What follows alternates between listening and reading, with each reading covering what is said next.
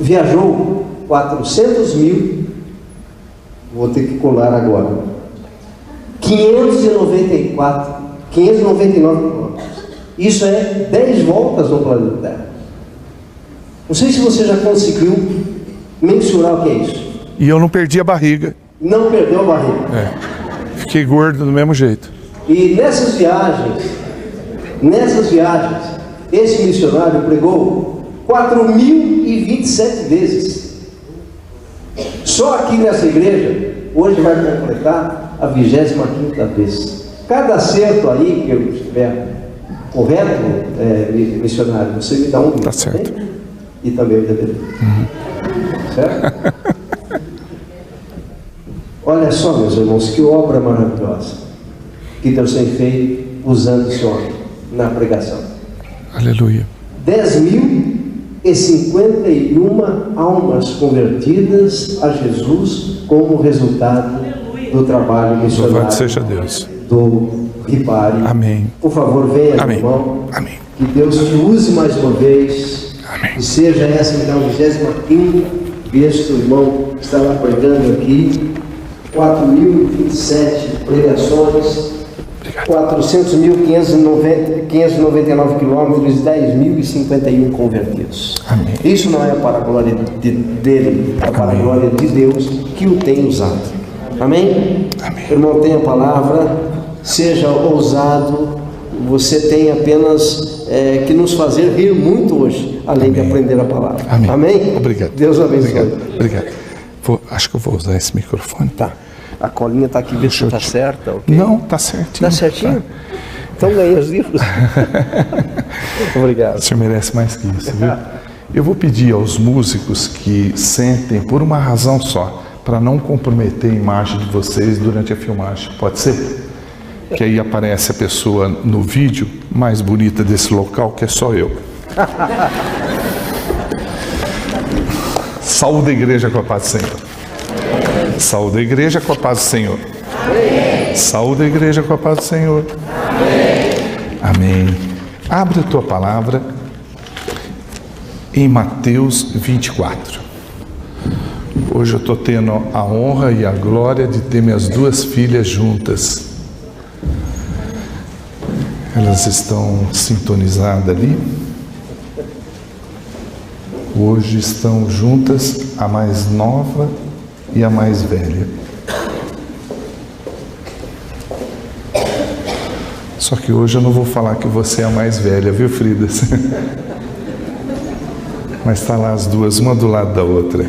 Coincidentemente, uma mais bonita que a outra. Elas têm a quem puxar. Abrir Mateus 24? Muito bem. Vamos ver o que Deus tem preparado para nós para essa noite.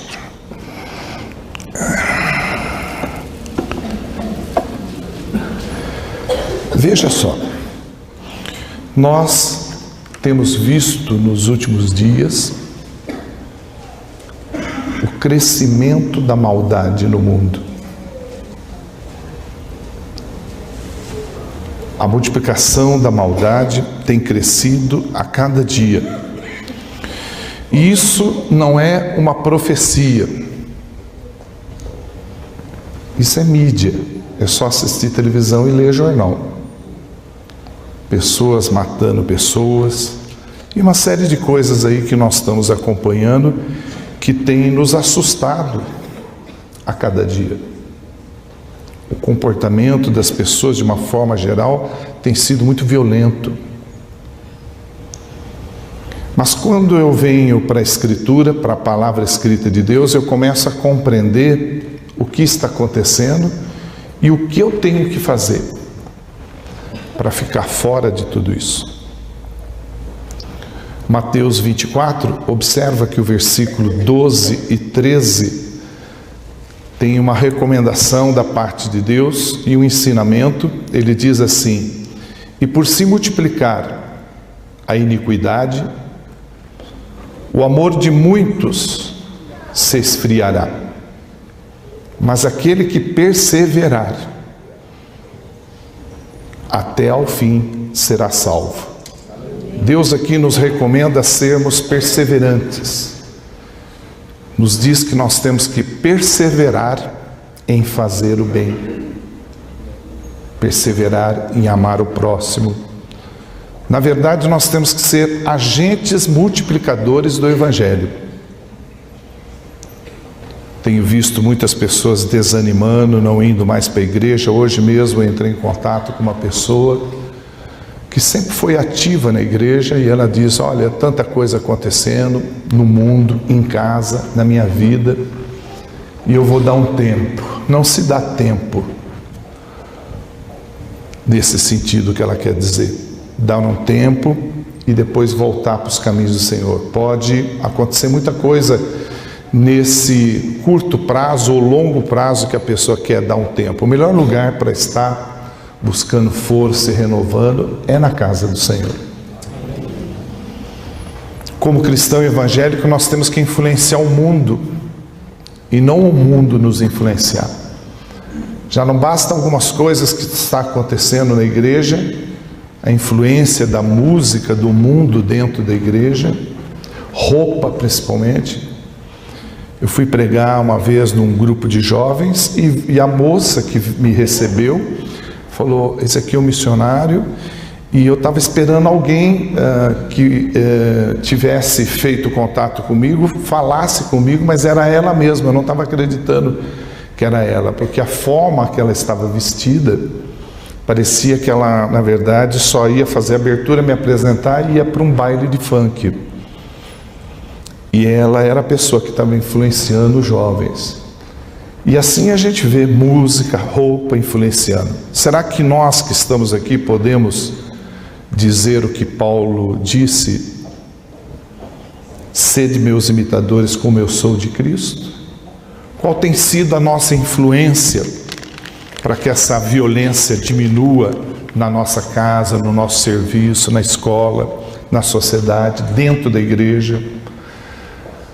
Quando eu falo que a maldade se multiplica a cada dia, e principalmente nós temos visto aí no meio político e outros segmentos também, eu vejo também na Bíblia muita maldade que aconteceu e está registrado. E eu peguei duas aqui para ajudar vocês a lembrar, que é de Jacó e os filhos de Eli. A de Jacó é muito interessante, você deve lembrar que Jacó ele compra a primogenitura do seu irmão Esaú com um prato de lentilha. E é interessante que Jacó, que é conhecido e o significado como suplantador, ele vai se estressando ao longo do tempo de tanta maldade que ele fazia. Chega um momento que ele não aguenta mais ser o que ele é. E aí, quando você pode ler Gênesis 32 na sua casa, você vai ver que ele tem a necessidade de ter um particular, de ficar sozinho com Deus. Quando ele atravessa o Val de Jaboque, que é o rio de Jaboque, Val seria a parte rasa e larga onde pode se passar a pé. Ele pede para a família, as duas esposas, e tudo que ele tinha a passar, e ele ficou para trás para ter um momento sós com Deus. Ele precisava estar sozinho com Deus. São tantas coisas erradas que ele fez, ele era perito nisso. E vocês sabem a história dele. E ele teve um momento a sós com Deus, que muita gente diz que ele lutou com Deus, brigou com Deus, venceu, mas na verdade ninguém vence a Deus e nada vence a Deus. E o que ele fez você pode fazer qualquer dia, qualquer hora na tua casa. Se trata de uma oração. Se você ficar em oração com Deus, você sentirá a presença de Deus na tua vida. E foi onde ele foi marcado pela coxa para poder lembrar a fraqueza que ele tinha como ser humano. Porém, Deus fez uma coisa maravilhosa na vida dele, como fará aqui essa noite. Mudou o nome dele. E às vezes nós precisamos de mudança no nosso nome, porque temos um nome ruim diante da sociedade. As pessoas nos conhecem por um nome tão ruim que às vezes a gente não consegue nem comprar em alguma loja porque temos um nome sujo. Nem em lista de casamento a gente faz parte porque as pessoas não gostam de colocar o nosso nome. E quando coloca, a pessoa fica reclamando: não coloca não, que se colocar eu nem caso. E a Bíblia fala, em Apocalipse 22:17, que algumas pessoas, por causa do nome, não vão entrar no céu. Os cães, os bruxos, os mentirosos, os idólatras. Então tem ali uma lista muito grande. E aqui Jacó precisava de uma mudança. E ele alega que precisava de uma bênção na hora que ele estava na presença de Deus. E a bênção não seria dinheiro. E muitas vezes o dinheiro não resolve a situação de uma pessoa. Conheço pessoas ricas, pessoas que têm muito e na verdade não têm nada. O que ele queria não era dinheiro, o que ele queria, a bênção, era uma mudança de vida. E Deus começou pelo nome, chamando ele de Israel, que quer dizer aquele que luta na presença de Deus. E é o que você está fazendo. Você está aqui hoje na presença de Deus, não de homens. E Deus está disposto a abençoar você. Mas nós não devemos esquecer que o irmão dele, Esaú, vendeu a bênção dele, a primogenitura, por um prato de lentilha, e Jacó foi muito maldoso em fazer isso. Não só fazer isso, como a história de Jacó é cheia de maldade. E talvez você não tenha percebido no dia a dia, você tem trocado as suas bênçãos por coisas que têm desagradado a Deus. Você tem entristecido o Espírito Santo de Deus. Quando você menos espera, você está na sala assistindo um filme que não deveria estar assistindo. Você está trocando a sua bênção por um filme pornográfico, por um site que você não deveria estar, por uma bebida, por uma conduta inadequada no seu serviço ou no trânsito. E assim, sem a gente perceber, nós vamos trocando a nossa bênção. Deus nos abençoa todo dia, principalmente quando a gente acorda. Já é uma grande bênção. Sem falar a salvação. Sem falar aquele que habita dentro de nós, que não é qualquer um, é o Espírito Santo de Deus. E às vezes a gente se esquece disso. E quando eu falo dos filhos de Eli, eu vejo quanta maldade da parte dos filhos de Eli. Os filhos de Eli foram escolhidos para administrar o templo. Vocês conhecem a história. E Deus acabou punindo Eli, porque Eli não puniu os filhos.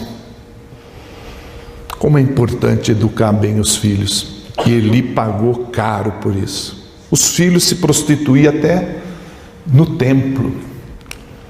Quando faziam oferta, eles usavam de garfos para cutucar carne, pegar carne. E vocês conhecem a história, mas eu quero levar você a uma meditação que Eli, ao longo da sua velhice, foi ficando cego. E ficar cego não é problema para ninguém, nunca foi. O problema é que a cegueira dele maior era a cegueira espiritual. Ele não corrigiu os filhos. E hoje é muito comum a gente ver em festas e conversando com uma pessoa e outra: esse é meu filho querido. E o filho querido geralmente não conhece chinelo, não conhece castigo. E a pessoa fala: não, imagina, eu vou corrigir ele. Chinelo foi feito para isso.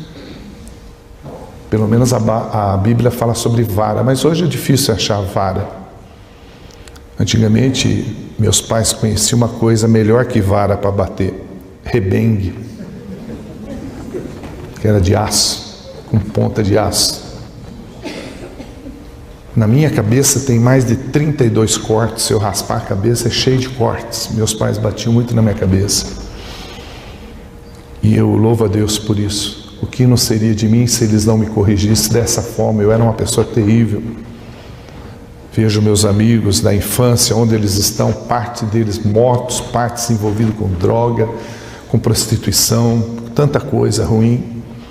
E Deus usou meus pais. Eu sei que não é adequado nos dias de hoje bater, mas pelo menos chamar atenção, corrigir, não deixar correr solto. Tem pai que deixa o filho à vontade, não fala nada.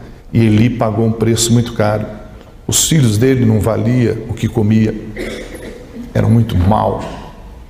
E o pai poderia corrigir, pegar na orelha, pôr de castigo, fazer alguma coisa, foi deixando.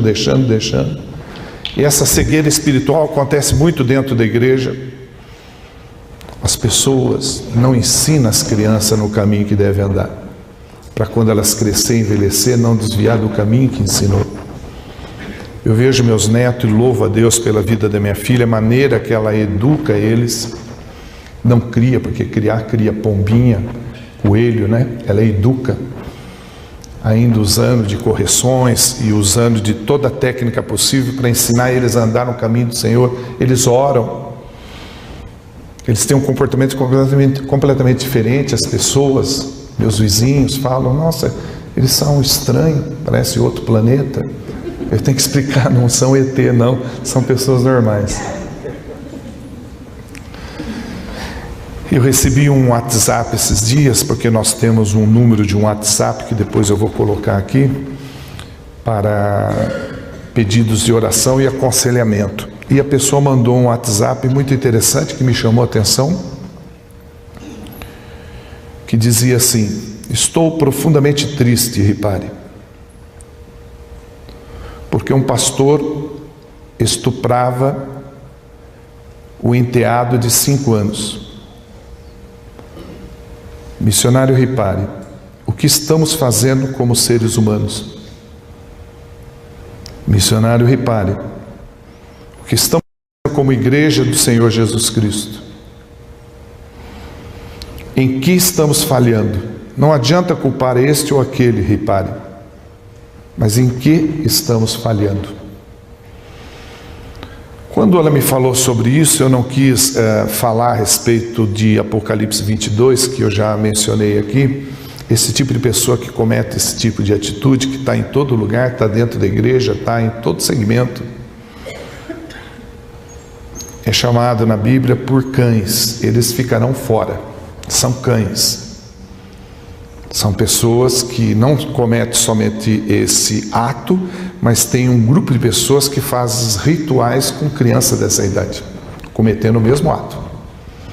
São cães. Não é o nosso caso. Mas é interessante a direção que Deus me deu para falar com essa pessoa que estava sofrendo. E Deus me deu o Sermão da Montanha, Mateus 5. Se você fizer a gentileza de abrir, nós vamos aqui aprendendo junto com Deus essa noite. Amém ou não? Amém. Estou profundamente triste. O que estamos fazendo como seres humanos? O que estamos fazendo como igreja do Senhor Jesus Cristo? Eu não respondi de imediato porque eu fiquei sem ação nenhuma, porque eu tenho netos dessa idade, convivo no prédio com crianças, onde eu vou pregar, eu tenho amizade com as crianças conhecem pelo meu nome, tem lugares que eu costumo levar algum presente para as crianças que elas gostam de pintar, e tem lugares que as crianças me amam muito, não sei se é por causa dos presentes, mas eu estou sempre lá com eles, e eu começo a lembrar dessas crianças, de uma criança que a mãe pediu: manda outro cartão seu pelo correio, ou se eu puder eu passo aí, eu moro aqui em Jundiaí, porque já esfarelou o cartão, que meu filho dorme à noite com o cartão na mão, que ele ora por você, você pediu para ele orar, mas a criança tem 4 anos, diz que dissolveu tudo o cartão. Então essa situação aqui, né, do pastor, poderia ser uma outra pessoa também, que estrupava um enteado de 5 anos, me deixou bastante chocado, me pegou de surpresa. E Deus falou comigo e me autorizou a falar com essa pessoa sobre Mateus 5, que é o Sermão da Montanha. Não desista. Desistir é coisa para fracassado. Você não é fracassado. Deus não te deu um espírito de covardia.